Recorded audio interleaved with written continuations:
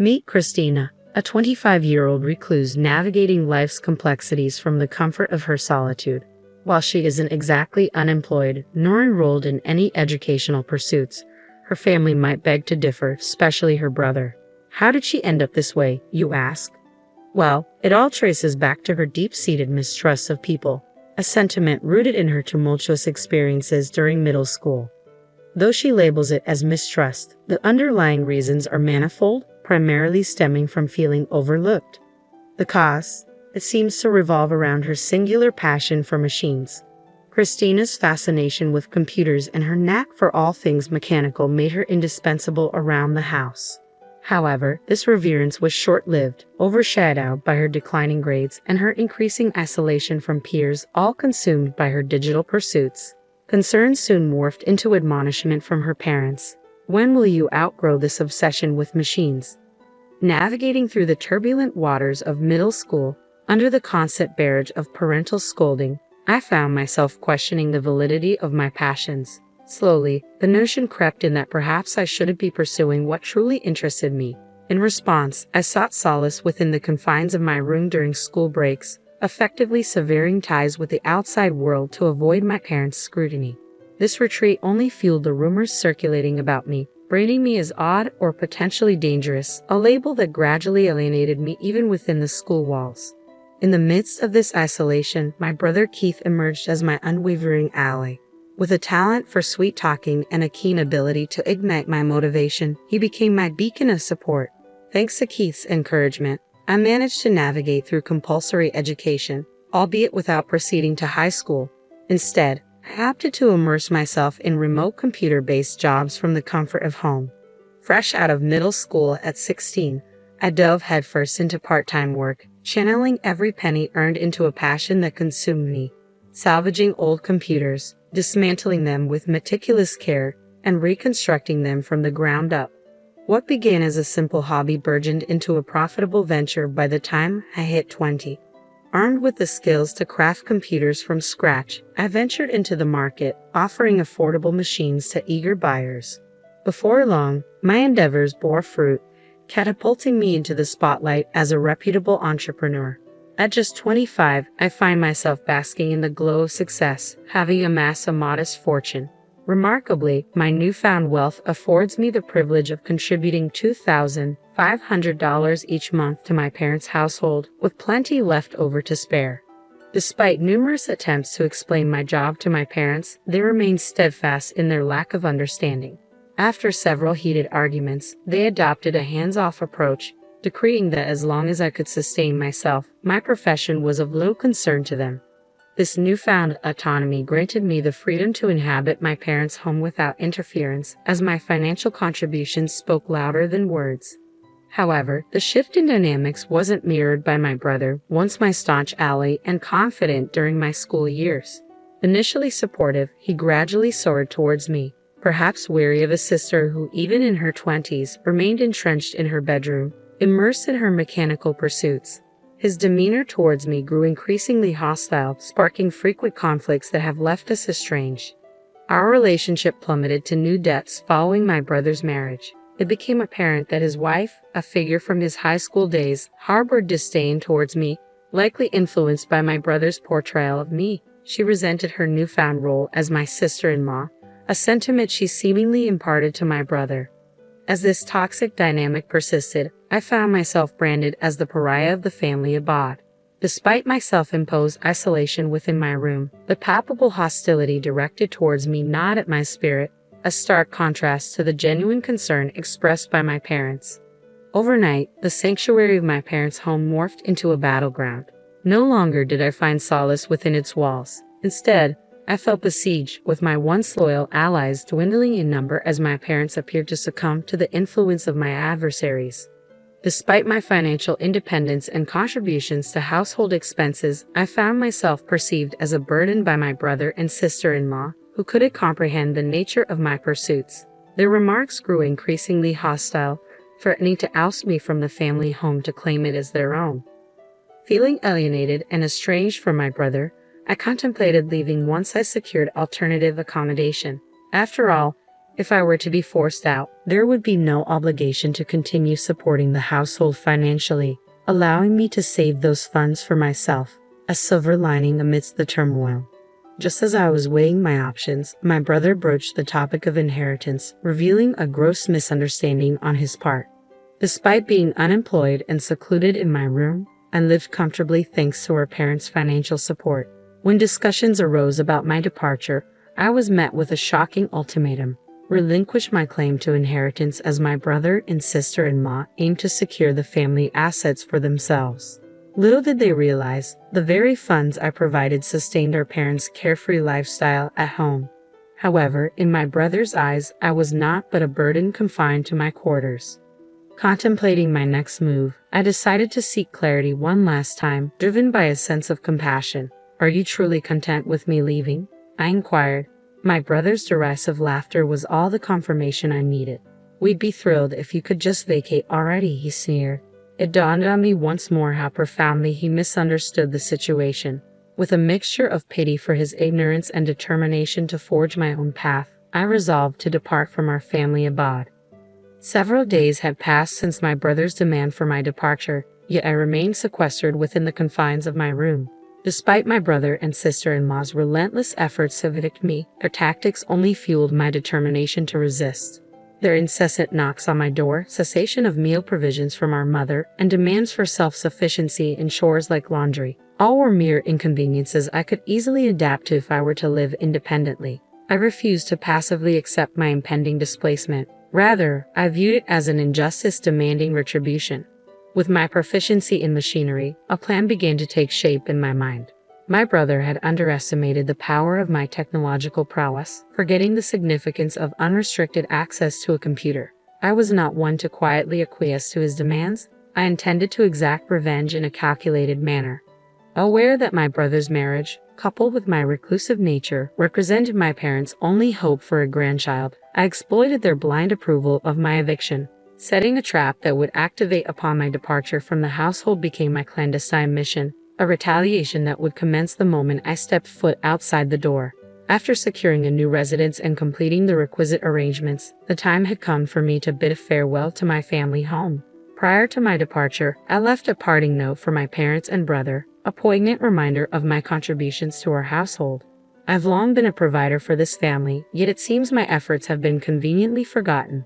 I trust you'll come to recognize the true detriment to our family's prosperity. Though momentarily taken aback by my words, my parents quickly reverted to their belief that my brother would somehow persevere. Dismissing my message as mere bitterness, all three of them brushed off my concerns with little consideration. It was evident that my words have failed to penetrate their complacency. Despite the initial apprehension, I deemed it necessary to depart from my family home and forge my own path. Carrying with me a trove of equipment from my former abode and supplementing it with additional essentials, I meticulously curated my new living space to reflect my tastes and preferences. With each furnishing and decor choice, I cultivated an environment of unparalleled comfort. To my surprise, the transition to solo living proved remarkably seamless. I found myself more productive than ever before, reveling in the freedom to tailor my surroundings to my liking. Interactions with the locals further enriched my experience, their warmth and hospitality easing any lingering uncertainties. Life post-departure unfolded in a series of delightful discoveries and newfound independence, a stark departure from the confines of my family abode. Amidst my newfound contentment, I couldn't help but ponder the impact of my absence on my family's circumstances. However, any concerns were momentarily set aside when my mother's unexpected call interrupted my reverie. "Christina, did you tamper with our machines?" My brother's accusatory tone cut through the air. "What? Tamper with the machines?" I replied, feigning innocence. "Yeah, something's definitely off with the computers and electronics lately," he persisted. "I have no clue what you're talking about. I used to handle them out of goodwill since we're family, but since you deemed me a nuisance and ousted me, even if you're my parents, you'll have to pay the standard rate," I retorted, unapologetic. "Are you serious? That's awfully greedy of you. We're your parents after all. Can't you cut us a break?" my father interjected. "In that case, I'd rather extend discounts to my friends. Unlike you, they don't treat me poorly," I shot back, my resolve unyielding.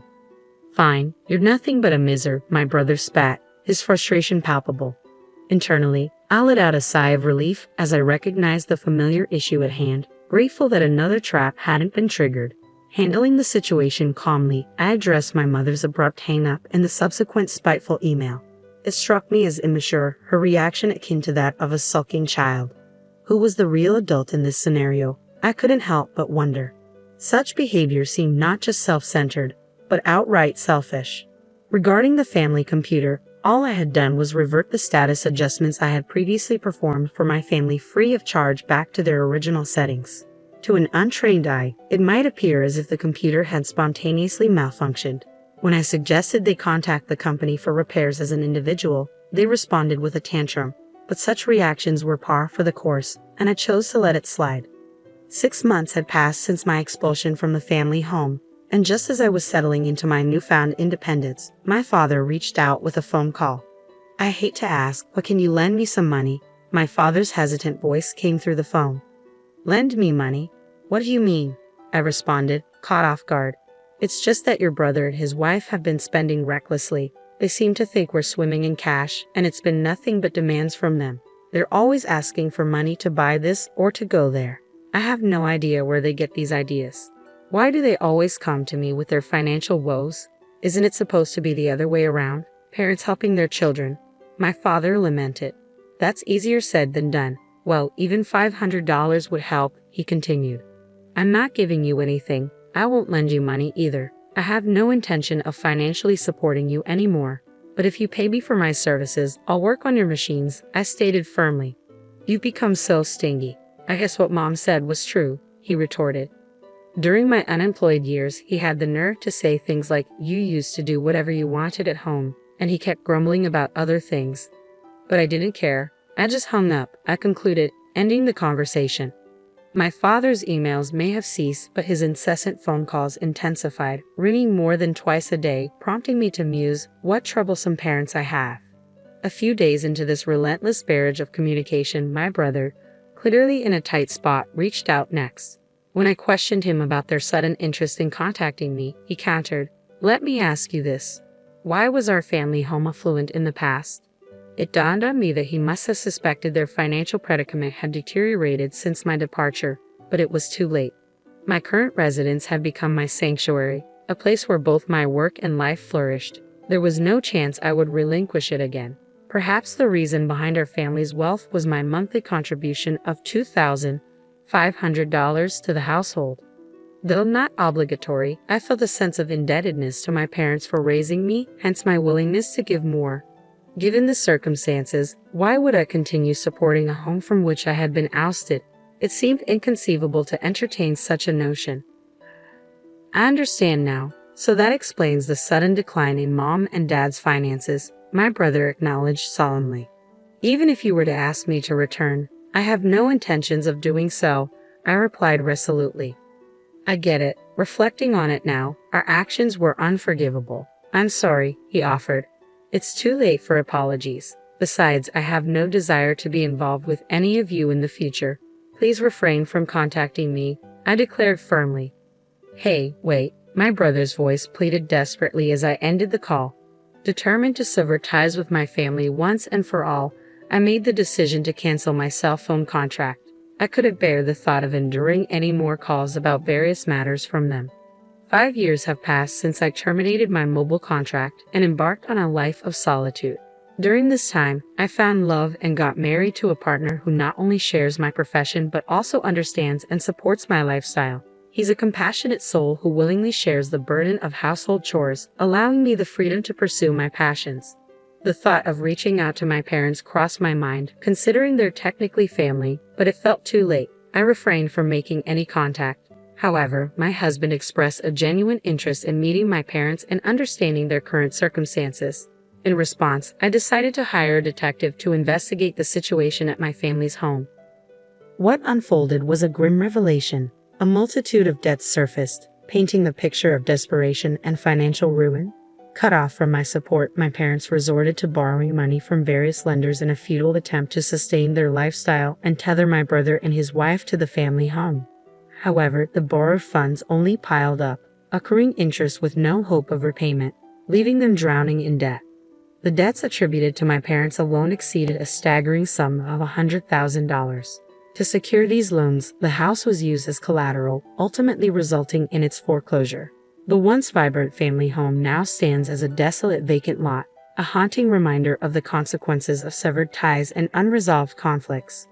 Although a pang of sadness tugged at my heartstrings due to my sentimental attachment to our family home, I couldn't deny the bitter irony of their current predicament. Concluding that they were reaping what they had sown, I shifted my focus to investigating my brother's circumstances. It appeared that my brother had broached the subject of divorce due to his wife's extravagant spending habits, yet she vehemently opposed the idea. As they navigated through a drawn-out legal battle, it became apparent that this process was both time-consuming and financially draining. Despite his attempts to part ways, his wife adamantly resisted, leaving them at a standstill. Moreover, with no children in the picture and rumors swirling about my brother's infertility, I felt a twinge of concern. Dispatching the detective to the hospital where they sought treatment, the disheartening truth emerged.